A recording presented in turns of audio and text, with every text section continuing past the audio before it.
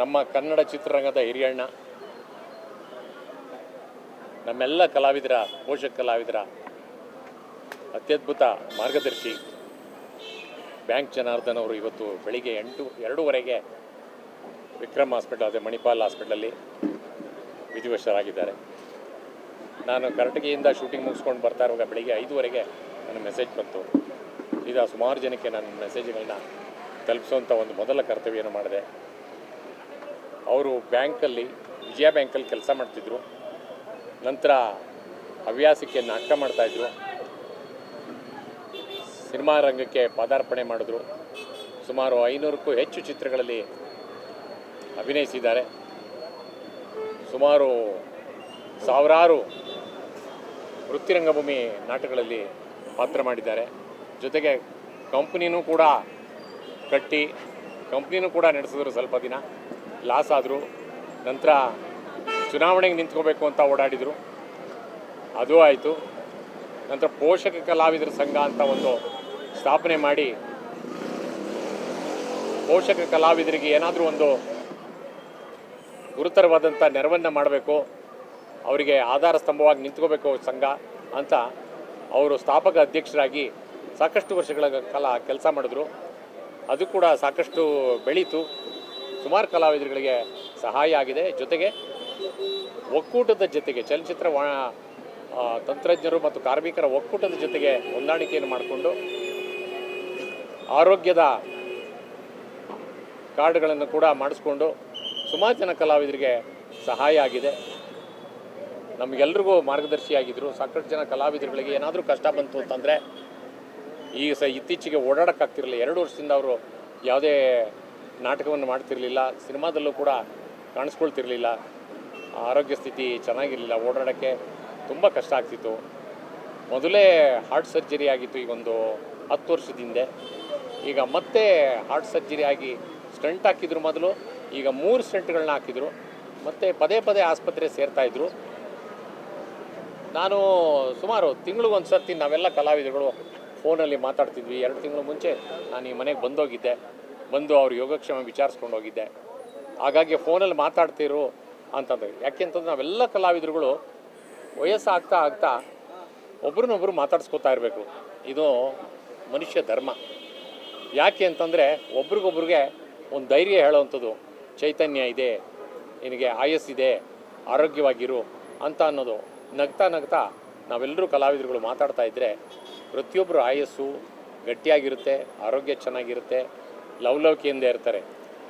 ಆದರೆ ಒಂದು 100 ಹೆಜ್ಜೆ ನಡೆದ್ರೆ ಭಾಳ ಸುಸ್ತಾಗ್ತಿತ್ತು ಅವ್ರಿಗೆ. 3 ಸ್ಟಂಟ್ ಇತ್ತೀಚೆಗೆ ಹಾಕಿದ್ರು. 1 ವಾರದಿಂದ ಈ ಆಸ್ಪತ್ರೆಯಲ್ಲಿ ಚಿಕಿತ್ಸೆ ಪಡಿತಾಯಿದ್ರು. ಮನೆಗೂ ಬಂದರು.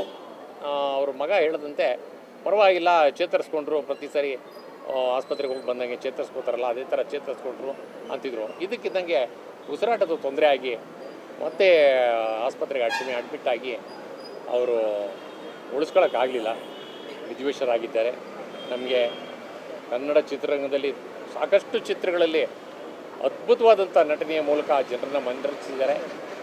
ಭಾಳ ಪ್ರಬುದ್ಧವಾದಂಥ ನಟ, ಹಾಸ್ಯ ನಟ ನಾವು ಕಳ್ಕೊಂಡಿದ್ವಿ. ಪರಿಪೂರ್ಣವಾದ ನಟ. ಯಾರೇನೇ ಹೇಳಲಿ, ಏನೇ ಆಗಿರಲಿ, ಆರ್ಥಿಕವಾಗಿ ಭಾಳ ದೊಡ್ಡ ಮಟ್ಟಕ್ಕೇನು ಬೆಳೀಲಿಲ್ಲ. ನಿಮ್ಗೆ ಗೊತ್ತಿದೆ ನೋಡಿ, ಕನ್ನಡ ಚಿತ್ರರಂಗದಲ್ಲಿ ಪೋಷಕ ಕಲಾವಿದರುಗಳಲ್ಲಿ ಸಾಕಷ್ಟು ಜನ ಯಾವುದೋ ಒಂದು ಸಣ್ಣ ಪ್ರಮಾಣದ ಮೊತ್ತವನ್ನು ತೆಗೆದುಕೊಂಡು ತಮ್ಮ ಜೀವನವನ್ನು ನಡೆಸ್ತಾ ಇರ್ತಾರೆ. ಅದೇ ದಾರಿನಲ್ಲಿ ಅವರು ಹೋಗ್ತಾಯಿದ್ರು. ದೊಡ್ಡ ಮಟ್ಟದಲ್ಲಿ ಬೆಳೆಯೋಕ್ಕಾಗಲಿಲ್ಲ. ಅದರಿಂದ ಅವರ ಆತ್ಮಕ್ಕೆ ಶಾಂತಿ ಸಿಗಲಿ. ಎಲ್ಲ ಕಲಾವಿದರು ತಮ್ಮ ಆರೋಗ್ಯವನ್ನು ಕಾಪಾಡಿಕೊಳ್ಳಿ, ಲವಲವಿಕೆಯಿಂದಿರಿ. ತಮಗೆ ಎಷ್ಟು ಸಾಧ್ಯನೋ ಅಷ್ಟು ಮಾತ್ರ ಕೆಲಸ ಮಾಡಿ. ಅತಿಯಾದ ಹೊರೆಯನ್ನು ತಲೆ ಮೇಲೆ ಹಾಕ್ಕೊಂಡು ಒತ್ತಡವನ್ನು ತಂದುಕೊಂಡು ಆಸ್ಪತ್ರೆಗೆ ಸೇರಿ ತುಂಬ ಕಷ್ಟದ ಪರಿಸ್ಥಿತಿಗೆ ತಂದ್ಕೋಬೇಡಿ ಅಂತ ಅಂದ್ಬಿಟ್ಟು ನಾನು ಒಂದು ಕಿವಿ ಮಾತು ಹೇಳೋದಕ್ಕೆ ಇಚ್ಛೆ ಪಡ್ತೀನಿ. ನನ್ನನ್ನು ಸೇರಿಸ್ಕೊಂಡು ಇತ್ತೀಚೆಗೆ ನಮಗೂ ಕೂಡ ದೂರದ ಊರುಗಳಿಗೆ, ಉತ್ತರ ಕರ್ನಾಟಕ ದೂರದ ಊರಿಗೆ ಯಾವುದೇ ಕಾರ್ಯಕ್ರಮ ಒಪ್ಕೋಬೇಡಿ ಅಂತ ಅಂತಾರೆ. ಏನು ಮಾಡೋದು? ನಾವು ದಿನ ಬೆಳಗಾದರೆ ನಮ್ಮನ್ನು ಯಾರಾದರೂ ಕರೀತಾರ ಅಂತ ಅಂದ್ಬಿಟ್ಟು ನಾವು ಎದುರು ನೋಡ್ತಾ ಇರ್ತೀವಿ. ಕೆಲಸ ಎಲ್ಲಿ ಎದುರು ನೋಡ್ತಾ ಕೆಲಸ ಬರಲಿ ಅಂತ ಅಂದ್ಬಿಟ್ಟು. ಅಕಸ್ಮಾತ್ ಕೆಲಸ ಬಂದರೆ ದೂರದ ಉತ್ತರ ಕನ್ನಡ 500 ಕಿಲೋಮೀಟರ್ ಆಗಲಿ ನಾವು ಹೋಗ್ತೀವಿ.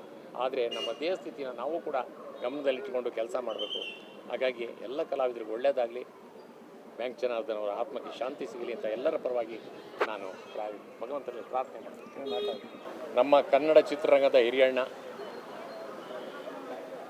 ನಮ್ಮೆಲ್ಲ ಕಲಾವಿದರ, ಪೋಷಕ ಕಲಾವಿದರ ಅತ್ಯದ್ಭುತ ಮಾರ್ಗದರ್ಶಿ ಬ್ಯಾಂಕ್ ಜನಾರ್ದನ್ ಅವರು ಇವತ್ತು ಬೆಳಿಗ್ಗೆ 2:30ಗೆ ವಿಕ್ರಮ್ ಹಾಸ್ಪಿಟಲ್, ಅದೇ ಮಣಿಪಾಲ್ ಹಾಸ್ಪಿಟಲಲ್ಲಿ ವಿಧಿವಶರಾಗಿದ್ದಾರೆ.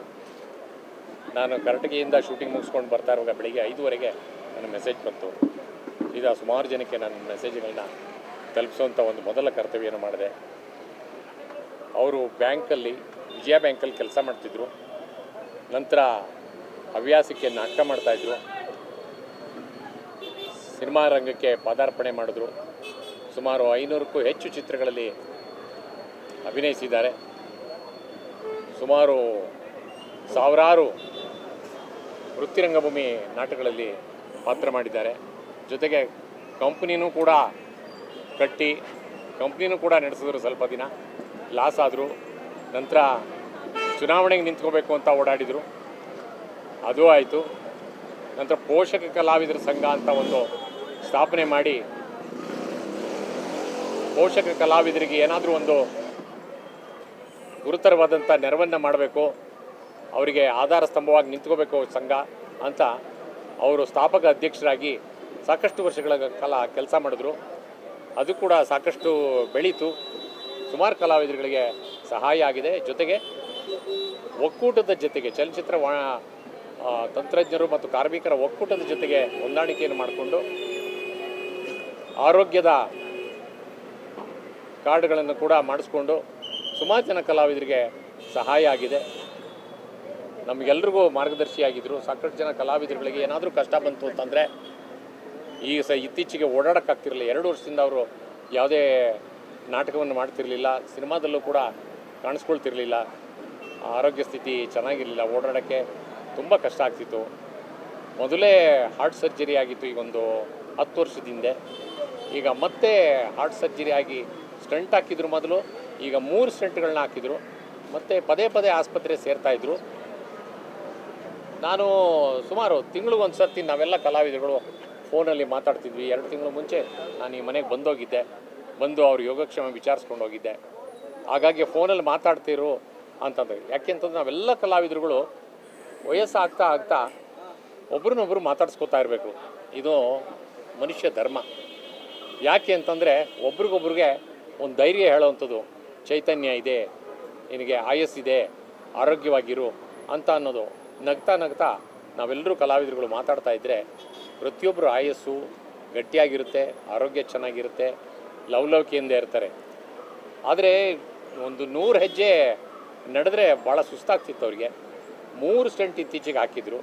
1 ವಾರದಿಂದ ಈ ಆಸ್ಪತ್ರೆಯಲ್ಲಿ ಚಿಕಿತ್ಸೆ ಪಡಿತಾಯಿದ್ರು. ಮನೆಗೂ ಬಂದರು. ಅವ್ರ ಮಗ ಹೇಳದಂತೆ ಪರವಾಗಿಲ್ಲ, ಚೇತರಿಸ್ಕೊಂಡ್ರು, ಪ್ರತಿ ಸಾರಿ ಆಸ್ಪತ್ರೆಗೆ ಹೋಗಿ ಬಂದಂಗೆ ಚೇತರಿಸ್ಕೋತಾರಲ್ಲ ಅದೇ ಥರ ಚೇತರಿಸ್ಕೊಂಡ್ರು ಅಂತಿದ್ರು. ಇದಕ್ಕಿದ್ದಂಗೆ ಉಸಿರಾಟದ ತೊಂದರೆ ಆಗಿ ಮತ್ತೆ ಆಸ್ಪತ್ರೆಗೆ ಅಡ್ಮಿಟ್ ಆಗಿ ಅವರು ಉಳಿಸ್ಕೊಳ್ಳೋಕ್ಕಾಗಲಿಲ್ಲ, ವಿಧಿವಶರಾಗಿದ್ದಾರೆ. ನಮಗೆ ಕನ್ನಡ ಚಿತ್ರರಂಗದಲ್ಲಿ ಸಾಕಷ್ಟು ಚಿತ್ರಗಳಲ್ಲಿ ಅದ್ಭುತವಾದಂಥ ನಟನೆಯ ಮೂಲಕ ಜನರನ್ನು ಮನರಂಜಿಸಿದ್ದಾರೆ. ಭಾಳ ಪ್ರಬುದ್ಧವಾದಂಥ ನಟ, ಹಾಸ್ಯ ನಟ ನಾವು ಕಳ್ಕೊಂಡಿದ್ವಿ. ಪರಿಪೂರ್ಣವಾದ ನಟ. ಯಾರೇನೇ ಹೇಳಲಿ, ಏನೇ ಆಗಿರಲಿ, ಆರ್ಥಿಕವಾಗಿ ಭಾಳ ದೊಡ್ಡ ಮಟ್ಟಕ್ಕೇನು ಬೆಳೀಲಿಲ್ಲ. ನಿಮ್ಗೆ ಗೊತ್ತಿದೆ ನೋಡಿ, ಕನ್ನಡ ಚಿತ್ರರಂಗದಲ್ಲಿ ಪೋಷಕ ಕಲಾವಿದರುಗಳಲ್ಲಿ ಸಾಕಷ್ಟು ಜನ ಯಾವುದೋ ಒಂದು ಸಣ್ಣ ಪ್ರಮಾಣದ ಮೊತ್ತವನ್ನು ತೆಗೆದುಕೊಂಡು ತಮ್ಮ ಜೀವನವನ್ನು ನಡೆಸ್ತಾ ಇರ್ತಾರೆ. ಅದೇ ದಾರಿನಲ್ಲಿ ಅವರು ಹೋಗ್ತಾಯಿದ್ರು. ದೊಡ್ಡ ಮಟ್ಟದಲ್ಲಿ ಬೆಳೆಯೋಕ್ಕಾಗಲಿಲ್ಲ. ಅದರಿಂದ ಅವರ ಆತ್ಮಕ್ಕೆ ಶಾಂತಿ ಸಿಗಲಿ. ಎಲ್ಲ ಕಲಾವಿದರು ತಮ್ಮ ಆರೋಗ್ಯವನ್ನು ಕಾಪಾಡಿಕೊಳ್ಳಿ, ಲವಲವಿಕೆಯಿಂದಿರಿ. ತಮಗೆ ಎಷ್ಟು ಸಾಧ್ಯನೋ ಅಷ್ಟು ಮಾತ್ರ ಕೆಲಸ ಮಾಡಿ. ಅತಿಯಾದ ಹೊರೆಯನ್ನು ತಲೆ ಮೇಲೆ ಹಾಕ್ಕೊಂಡು ಒತ್ತಡವನ್ನು ತಂದುಕೊಂಡು ಆಸ್ಪತ್ರೆಗೆ ಸೇರಿ ತುಂಬ ಕಷ್ಟದ ಪರಿಸ್ಥಿತಿಗೆ ತಂದ್ಕೋಬೇಡಿ ಅಂತ ಅಂದ್ಬಿಟ್ಟು ನಾನು ಒಂದು ಕಿವಿ ಮಾತು ಹೇಳೋದಕ್ಕೆ ಇಚ್ಛೆ ಪಡ್ತೀನಿ. ನನ್ನನ್ನು ಸೇರಿಸ್ಕೊಂಡು ಇತ್ತೀಚೆಗೆ ನಮಗೂ ಕೂಡ ದೂರದ ಊರುಗಳಿಗೆ, ಉತ್ತರ ಕರ್ನಾಟಕ ದೂರದ ಊರಿಗೆ ಯಾವುದೇ ಕಾರ್ಯಕ್ರಮ ಒಪ್ಕೋಬೇಡಿ ಅಂತ ಅಂತಾರೆ. ಏನು ಮಾಡೋದು?